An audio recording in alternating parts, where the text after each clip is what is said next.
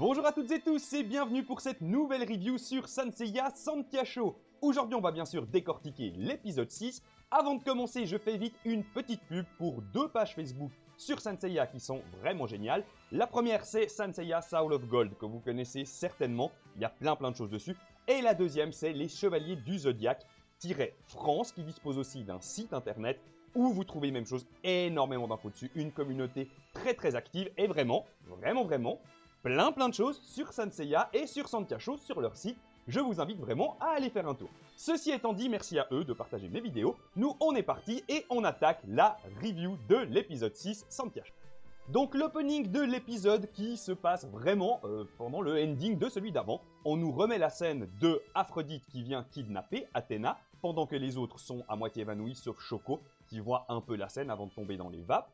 Concrètement, ça apporte pas grand chose à l'épisode. L'épisode commence avec Mayura, Katia, Ruan et George. Donc ils sont toujours dans le sanctuaire à la fin de leur combat. Mayura les a balayés et elle leur rappelle que Athéna est Saori. Et là, il y a une première chose assez intéressante. Ruan et George se rendent compte qu'en fait, ils ont été manipulés. Eux, ils pensaient vraiment qu'Athéna était une traîtresse, que Saori était une traîtresse et n'était pas Athéna. D'ailleurs, on va les revoir un tout petit peu après dans l'épisode, un peu plus loin dans l'épisode, et ils vont tout simplement décider de se retirer de l'affaire, parce qu'ils peuvent rien faire. Les gens qui s'opposent au grand pop seront tués, c'est ce qu'ils disent, et bah voilà, ils peuvent pas aller tellement aider Saori et Athéna maintenant et se mettre de son côté, vu qu'ils ont déjà fait un peu de la merde. Ils décident donc de se retirer tout simplement.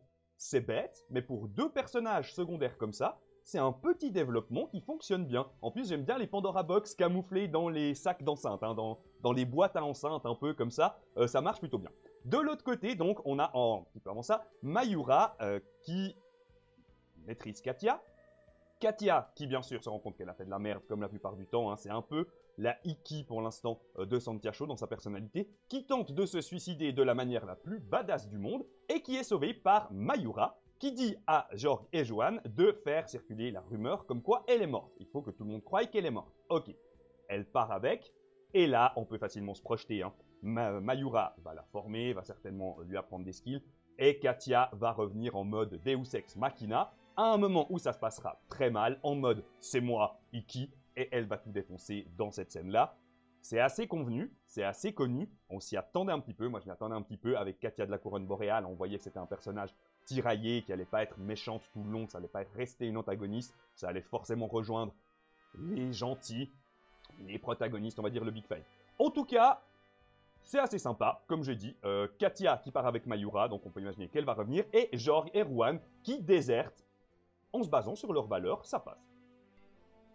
Donc on change de scène complètement et on se retrouve au sanctuaire avec Athéna qui se réveille après avoir été kidnappée par Aphrodite, qui l'a déposée chez le grand pop, hein, et on découvre de nouveau Saga. Je vais appeler Good Saga, le Saga gentil, et Evil Saga, le Saga méchant, juste pour faciliter le dialogue, quoi. Donc on se retrouve avec Good Saga qui combat clairement sa part obscure et qui tente de mourir, qui dit à Athéna « achevez-moi ». Faites ce qu'il faut. Il y a cette lutte schizophrénique qui va se dérouler dans toute cette scène, qui est plutôt bien menée aussi.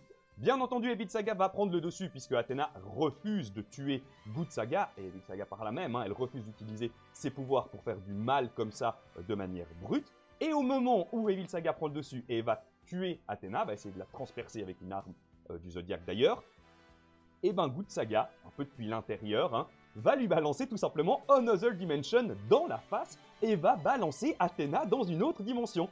J'ai bien aimé les amis, Another Dimension, en fait c'est un skill support qui permet d'esquive, c'est un skill de dodge. Non, ça m'a fait vraiment rire, j'ai trouvé ça bien amené. Evil Saga qui va la planter et Good Saga qui lui fait Another Dimension, boum, elle part dans une autre dimension, entre deux mondes, un skill qu'on connaît si on a suivi les Saint Seiya. Et là, au milieu de l'Other Dimension où elle flotte, et ben t'as un afro. T'as Aphrodite qui arrive comme ça, qui se balade en mode petit chaperon rouge avec son panier, qui la récupère en mode 7ème sens, rien à branler de Another Dimension, qui la sort et qui la pose sur la terrasse. Vive le 7ème sens, j'ai trouvé cette scène assez fun. Une scène assez fun qui débouche selon moi sur une des scènes, une des parties les plus intéressantes de l'épisode, c'est la confrontation verbale entre Aphrodite et Athéna. Donc Aphrodite qui est là pour sauver Athéna, il la pose sur la terrasse de la Fondation Grade, sur une des terrasses de la Fondation Grade, et ils commencent à discuter. Et là, c'est assez génial. Il y a plein de gens qui ont posé la question, il y a une vidéo qui va arriver dans pas longtemps avec toutes les réponses qui ont été, aux questions qui ont été les plus posées. Oui, Aphrodite sait que Saori est Athéna. Aphrodite sait que le grand Pop est Saga, Aphrodite sait que le grand Pop est un traître.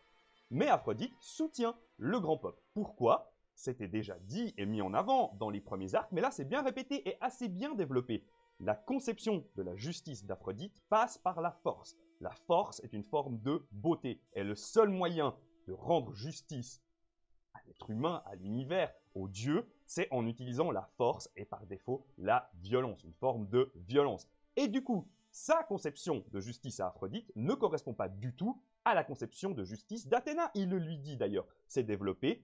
On comprend comment fonctionne Aphrodite, ce qu'il ressent, les motivations qu'il a, que ce soit dans l'arc, on va utiliser ça, dans l'arc Santiacho, ou dans l'arc Sanctuaire, ou dans les arcs suivants, globalement, je trouve assez sympa cette mise en avant d'Aphrodite, qui était très maltraitée, entre guillemets, dans l'anime original. Et ben là, c'est cool, on voit qu'il la tue pas. Il ne la tue pas parce qu'il est quand même curieux. Il veut voir la déesse qu'elle va devenir. Il a quand même cette envie de combattre, de voir ce qui va se passer, peut-être de défendre le sanctuaire. Hein. Il a cette envie de baston. Un personnage d'Aphrodite que j'ai trouvé vraiment bien amené. D'ailleurs, cet échange entre Aphrodite et Athéna met en exergue la scène suivante, une scène où on voit Dead Mask, et une scène qui est là, selon moi, uniquement pour raccorder avec l'univers sanseiesque. Et du coup, ça marche assez bien. On est propulsé à la Sentia Academy, hein, l'académie de formation des Sentia, qui concrètement est une sorte de Poudlard de la Santiacho, hein. Et il y a Dead Mask qui est là. Dead Mask qui est là et qui va tout simplement détruire l'académie et tuer toutes les Sentia en formation, du moins une grosse partie. On comprend qu'il y en a quelques-unes qui ont réussi à s'échapper, etc. Ils sont fous, hein, a priori, voilà. C'est excellent. C'est excellent. Pourquoi? Parce que déjà, ça montre que Dead Mask est méchant rien que parce qu'il est méchant. Lui, contrairement à Aphrodite, lui, il aime tuer. Voilà, il y a une notion de... Il n'y a pas la notion de justice, de valeur, de réflexion derrière. Dead Mask reste Dead Mask dans Santiacho, dans sa première enveloppe. Je ne parle pas de Soul of Gold. Voilà, ça reste du Dead Mask pur et dur. Ça match. Mais surtout, ce qui match, c'est qu'il détruit la Saint Academy. Ce qui dit en réalité que nos Sentia qu'on connaît dans Santiacho sont les dernières Sentia existantes. Il n'y en a plus après elles. Et ça raccorde avec l'univers sanseiesque de manière générale, manga ou anime. On n'entend pas parler des Santiacho, il n'y en a pas d'autres. L'école des Sentia est détruite depuis l'arc Sanctuaire jusqu'à la fin de l'arc Hades probablement. Et puis voilà, c'est très bien joué de nouveau. On m'a corrigé une fois, comme quoi je remerciais beaucoup Kurumada alors que c'est faux. Je devrais remercier l'auteur direct de Santiacho, dont j'ai oublié le nom, ce qui est une honte pour faire des reviews. J'y manquerai pas la prochaine fois. Ça match, ça raccorde le manga original. La Sentia Academy est détruite, il n'y a plus de nouvelles Sentia, on n'en entendra plus parler après l'arc Santiacho. Franchement, c'est pas mal. Et on arrive à la fameuse deuxième partie de l'épisode, je vais l'appeler la partie waifu marine mal dessinée. Oui, beaucoup de parties dans cet épisode sont mal dessinées, j'ai trouvé. On va pas redébattre là-dessus, hein. On sait que c'est assez inégal les graphismes. Là, pour le coup, il y avait vraiment des moments choquants, hein. Je vous mets un ou deux screens ici, vous savez que je peux mettre plus que des screens. Mais voilà, il y a des trucs, c'était vraiment un petit peu moche. Mais en tout cas, il y a Marine qui débarque, assez badass, avec son aigle et tout ça. Et elle va tout simplement prendre le rôle de mentor. Elle va prendre en charge une partie de l'entraînement des Sentia qui restent, donc Xiaoling, Mi et Shoko. Elle va leur mettre des roustes, clairement. Elle va leur mettre des roustes petit à petit. Et ça va donner une scène que j'ai trouvée assez fantastique, franchement. Vous allez dire peut-être que je me suis hype tout seul. Mais j'ai trouvé superbe le côté humour relatif. Marine balance des trucs tout le long. Alors déjà, il y a le côté, elle trash le côté bourrin de Kyoko. Clairement, en parlant des météores de Pégase, des météores du petit cheval et tout ça. Et ça, c'est une référence à Pégase, à Seiya. Seiya est un bourrin. À la base, ce qu'il fait, c'est foncer en avant météore de Pégase. Il se fait péter la gueule. Foncer en avant météore de Pégase. Le mec, il tape dans le mur jusqu'à ce que lui s'écroule ou que le mur s'écroule. Et ça marche. C'est une petite vanne cachée, j'ai trouvé comme ça un peu ironique de Marine qui dit à Kyoko, ça c'est des techniques pour bourrin. Cette technique, c'est la technique que Seiya utilise 80% de l'arc, de tous les arcs sanseiesques de base. Seiya est un bourrin dans l'esprit de Marine, et ça marche. J'ai trouvé, ça m'a fait rire. Enfin bref, c'est un petit détail, ça m'a fait rire. Une autre vanne qui m'a tué, et franchement, ils ont posé une vanne anti-2019 dans le truc. Elle casse la gueule aux 3 Sentia en même temps. Donc à Xiaolin, à Mi et à Shoko. Et elle les regarde en leur disant, non sérieux, posez vos armures, il faut retourner passer l'aspirateur à la fondation grade. Bing! Anti-2019, ça m'a tué, je me suis dit quand même, ils se font plaisir. Il y a ce côté humour latent, dans le premier épisode c'était très présent parce que c'était pas encore très développé dans l'intrigue et tout ça, mais là non, ils gardent quand même ces petites touches d'humour qui peuvent te faire sourire dans des scènes qui somme toute sont assez bien foutues.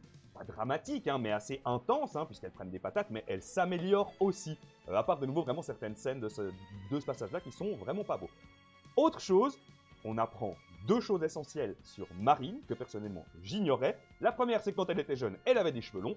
Et la deuxième, c'est que Marine était en fait une élève de Mayura Dupont, ce qui expliquerait peut-être aussi qu'elle soit au-dessus de la plupart des Silver Sail, que ce soit une femme très très puissante et qu'elle soit extrêmement forte, hein, comme les Marines. J'ai trouvé ça assez intéressant en termes de développement de personnages post-arc connu. Et l'épisode continue avec une question fondamentale hein, qu'on attendait, c'est la relance de l'intrigue. Comment est-ce que l'intrigue va être relancée? Eh bien, tout simplement, on voit Mayura hein, au seuil de la porte des enfers qui nous explique que les âmes des défunts qui n'ont pas pu passer dans l'autre monde, etc., sont attirées par l'odeur des résidus d'Eris. Donc voilà, hein, voilà. Donc les résidus d'Eris attirent les âmes des défunts et s'il y en a trop qui viennent, ça va tout simplement réouvrir la porte des enfers. Il fallait bien un nouveau fil conducteur. C'est pas très clair à la fin de l'épisode, on va y revenir, mais en tout cas, cette porte des enfers est susceptible de se réouvrir s'ils ne font rien. La scène est très courte, ça nous montre juste encore une fois que Mayura semble maîtriser les choses. Au-delà d'être puissante, elle a aussi une connaissance des choses qui se passent, une connaissance de la mythologie, de l'univers sanseiesque, des risques qu'il y a, qui a l'air vraiment énorme, donc elle n'est pas juste forte, elle survole la game, quoi. Clairement, elle survole la game.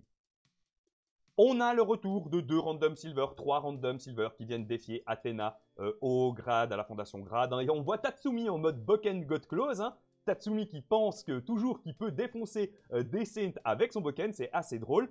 Ils se font défoncer très facilement par Shoko qui revient, qui maîtrise maintenant d'ailleurs les météores du petit cheval, grâce à Marine entre guillemets. Son armure, j'ai oublié de le préciser, a été réparée par Mu, bien sûr.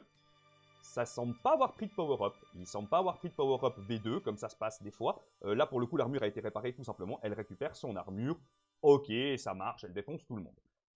Après ce combat, il y a une scène clé que j'attendais. Une scène clé que j'attendais beaucoup, c'est la distribution des cartes pour la suite. Athéna est dehors et elle dit aux 3, à ses Cynthia, vous allez vous occuper de la porte des enfers pendant que moi j'irai au sanctuaire. Alors bien sûr, elle gueule parce qu'elle ne veut pas qu'elle y aille toute seule, etc. Et là, apparition d'un des Big Five, Sean tout court, Sean arrive en expliquant clairement que c'est eux qui vont s'occuper d'Athéna. Il demande un peu à la Sean, aux Cynthia, si elles sont d'accord de leur laisser Athéna pour qu'ils s'en occupent, etc. Il parle de Seiya, de Shiryu et des autres. Ils vont aller, eux, au sanctuaire avec Athéna pour arriver à l'arc qu'on connaît. Et les Cynthia, elles, vont partir en direction de la porte des enfers pour régler cette histoire-là. Ending où elles avancent vers la porte des enfers, elles y arrivent. Elle balance des grosses patates. Alors là, il y a une espèce de mise en scène un peu chelou, hein, à la Team Frieza. J'ai pas tout compris, hein, mais bon, ça fait un petit côté esthétique comme ça, sans doute, hein, en mode, voilà.